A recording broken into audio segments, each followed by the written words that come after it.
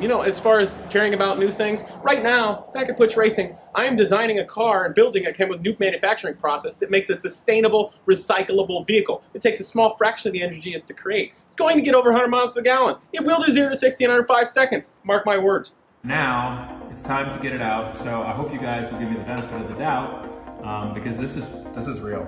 This is super real.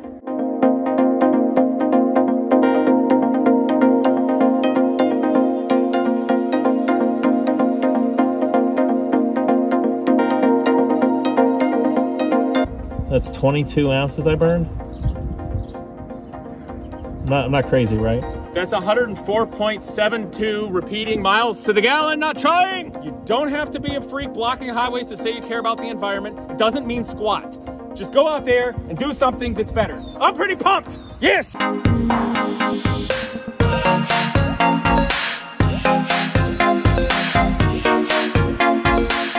Okay, today is the day where it's time to drive the Omega car and find out, just off the cuff, without any special tuning or anything other than just taking this concept that's now been sitting for 10 years, and see what kind of miles per gallon it gets just driving it like I normally go to work.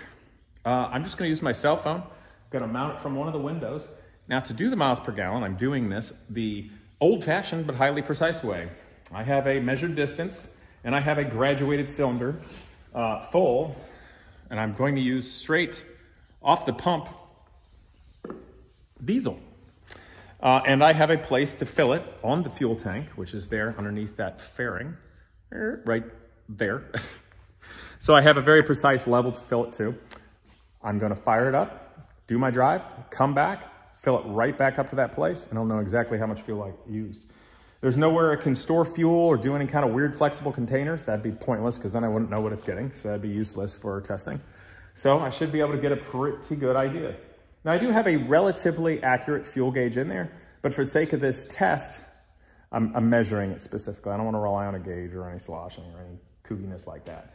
And it's also difficult to precisely measure fuel at the rate this thing should actually get miles per gallon, but then also have an instrument sensitive enough to measure it when it's at full blast, because the thing can actually make a lot of power too, because you know I like to go fast. Be efficient, but when it's time to go, go baby, go. Okay, so since the car is 10 years old, that means the iPad is older. And gosh darn it, it is slow as can be. Now, one of the problems are the module that I was gonna need to interface with the iPad, I don't have with me. I was using it on another car that's not here, and I forgot. So I'm gonna be flying blind today in terms of all of my gauges and stuff for the motor. And basically just have to go totally analog and use my ears and eyes and see the pants feeling to make sure the car is happy. But obviously I can drive it safely and everything like that. So, you know, if we get decent miles per gallon number, that should say even more, because I can't even interface my darn dash right now. Plus this thing's really slow, which is annoying. I got the camera set up ready. What are you doing? Come back. I got the camera set up ready, so I'm just gonna have my iPhone in it while I'm driving and come back. And then, gosh, this iPad is just the worst. Okay, so anyway, I guess while I'm in here, I should show you some more. So one interesting thing about the nature of developing your own hard candy shell, so it's not a shell, it's a monocoque chassis, but in making that is, if you consider what the car is as a whole, you can consider everything from all the aerodynamics, the structure, the physical attributes of it, and you can even turn it into like its own effective Bose stereo. Obviously it's not Bose, but I can utilize channels and chambers in it to do, you know, 2 to 5 things instead of just one. That's supposed to be good design and engineering, right? And that's how you can make something efficient, keep the cost down, and just use good design. So right now, what I'm gonna do is I'm going to make sure that my fuel is full precisely to a ring at the upper end. That way I can gauge it well. Make that work. Okay, so I don't have to go very much further, but I do need to be careful. I don't want to go over. I have to drain it out or siphon it.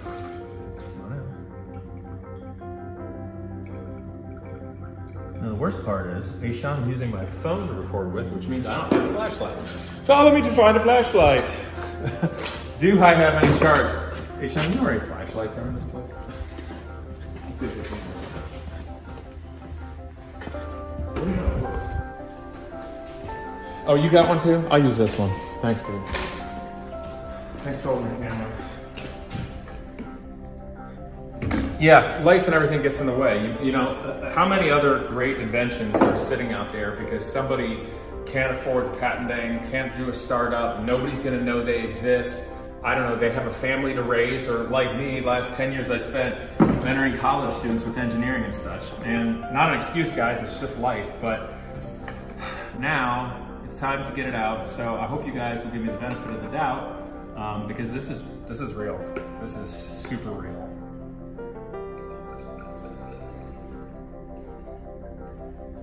I'm being serious about this, you guys. I'm being almost perfect. Is it perfect? No. A couple of millimeters.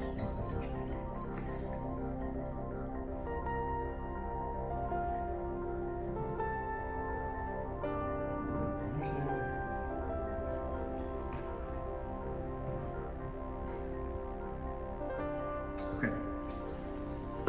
It's a millimeter above. I'm even taking into consideration the surface tension of the diesel. As you all know, if you ever paid close attention to any liquid or even just water in a glass, it doesn't just come straight to the edge.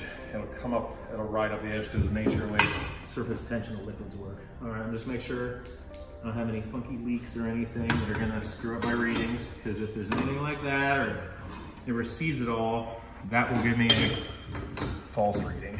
Now, obviously, this is just rudimentary, super basics, but it's time to find out what we got. And I think the other thing is, you know, we talk about people that are called creatives, whether that's a fine artist or maybe it's an engineer that likes to just keep building things, or an inventor or whatever, right? Those people aren't happy unless they're creating, and I get that because I'm one of them.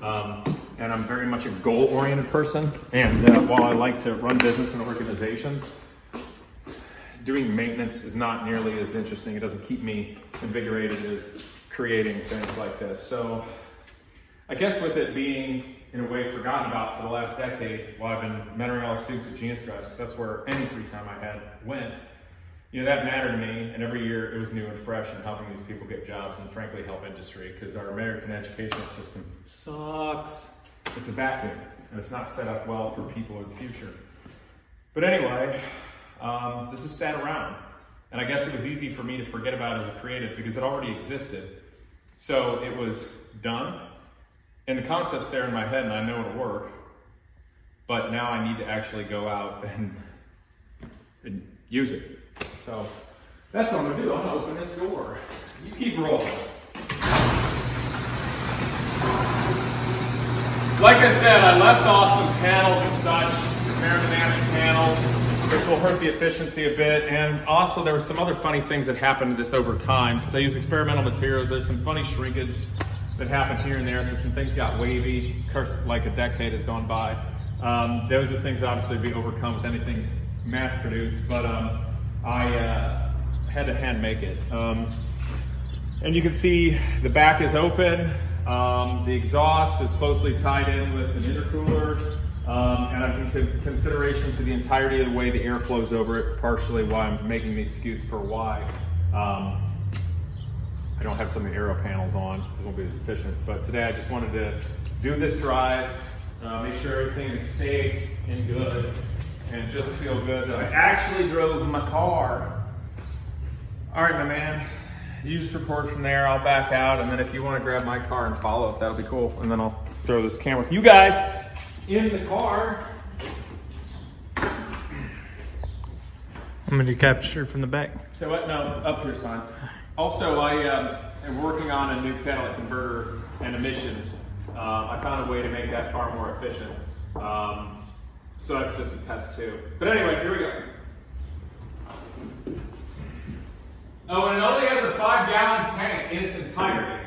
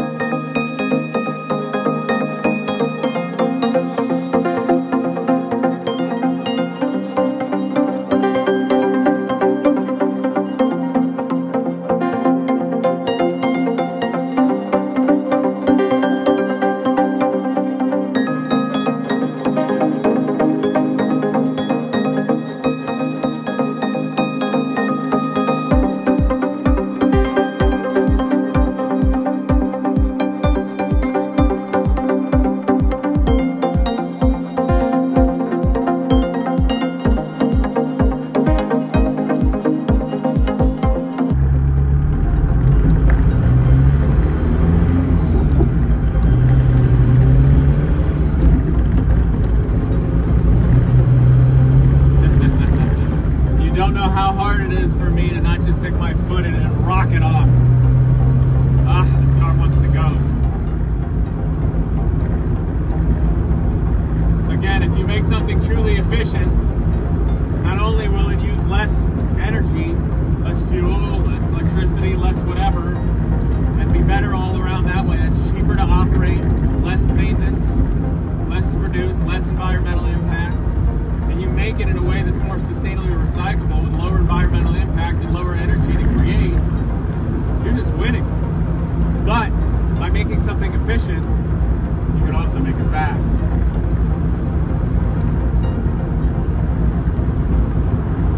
So using the same concepts that's in this, I can create any vehicle, furniture, houses, all more efficient, and any powertrain. I realize that it would be insane for me to think that I'm going to develop a better internal combustion engine or a better electric motor or a better battery, better anything like that, when billions upon billions upon billions of dollars of that is being spent by manufacturers already to make them efficient. By having better manufacturing concepts and design concepts and parameters like this, by being smarter here and actually producing the car, I can simply utilize the most efficient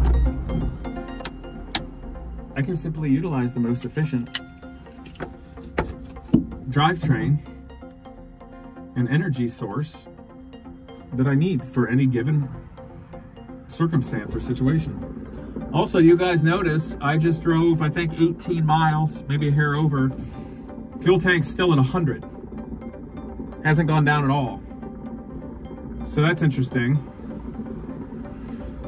Okay, I guess let's get out and find out how much fuel we used.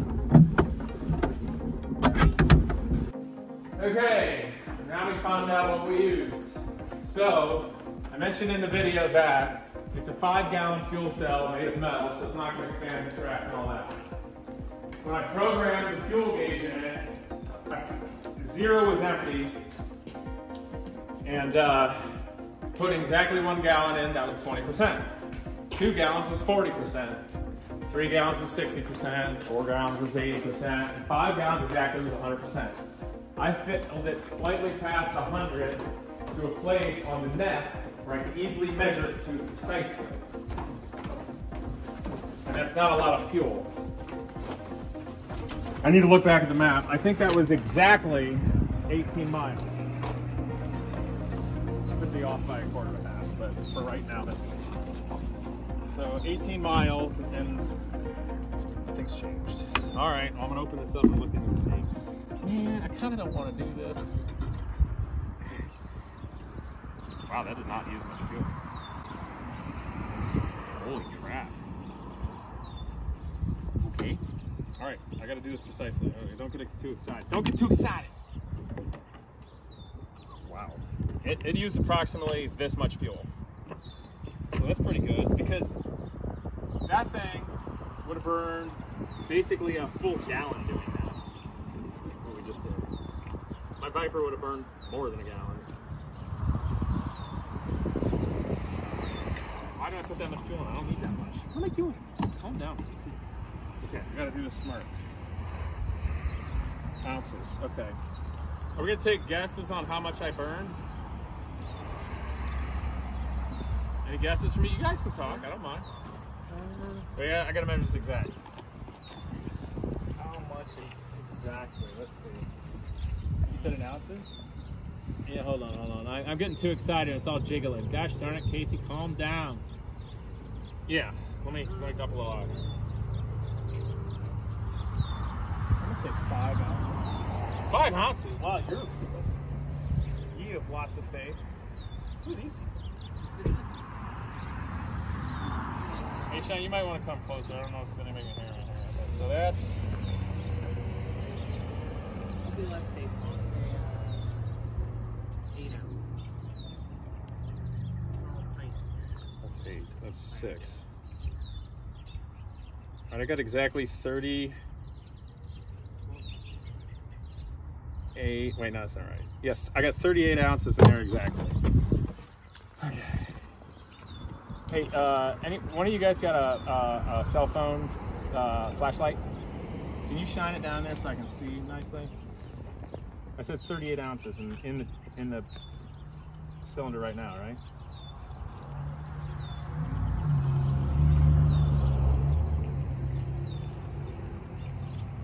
Ooh, it's coming fast.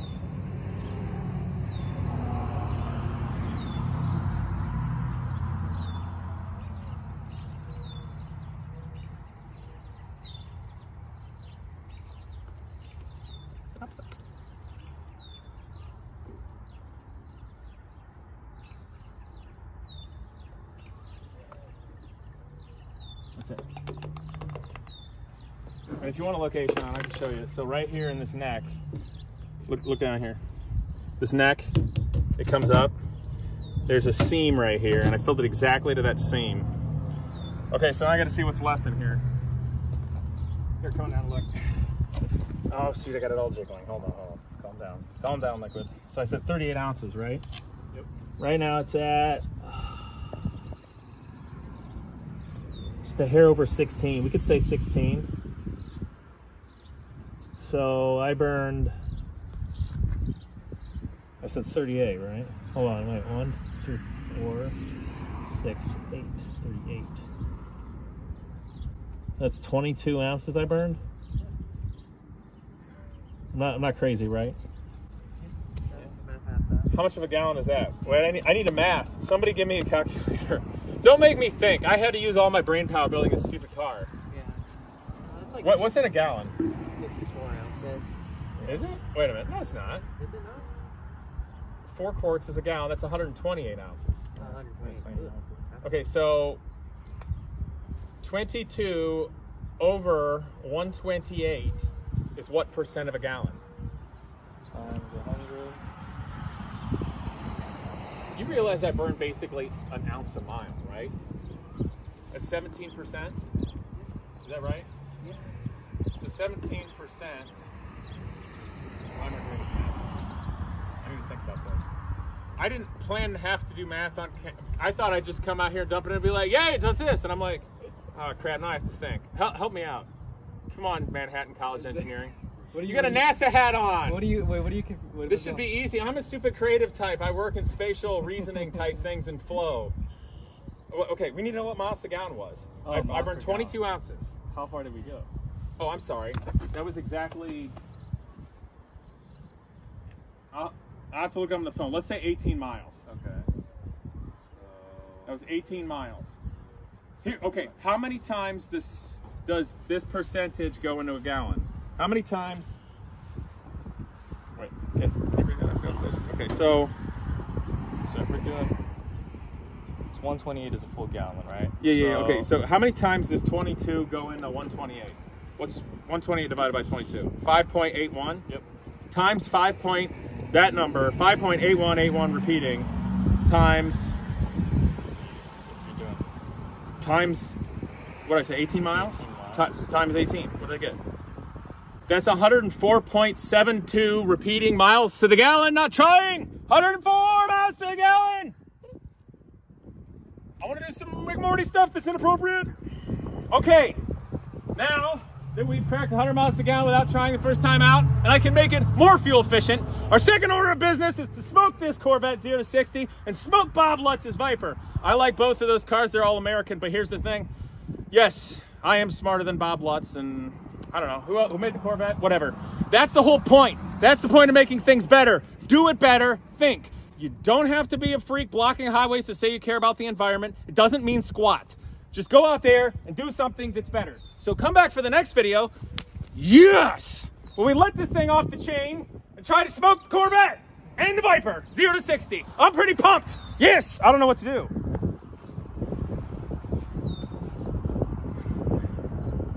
I don't know if I have anything to say that's not politically incorrect right now. So I'm just going to say, I hope that you all are as excited as I am. I hope that you all realize that all politicians are career liars and suck and are ruining everything for everybody. And it's up to you and me and all of us to look around, be cool to people, make the world better. For instance, the reason I haven't gotten this out in 10 years, I've been helping people like this. What's up, people? Thanks for helping me today. We're doing cool stuff at Gina's Garage together, helping them get jobs and go somewhere. That's all I got. Check me out and stuff. I'm too excited to be smart. See you next time. It's going to get over 100 miles to the gallon. It will do 0 to 60 in under 5 seconds. Mark my words.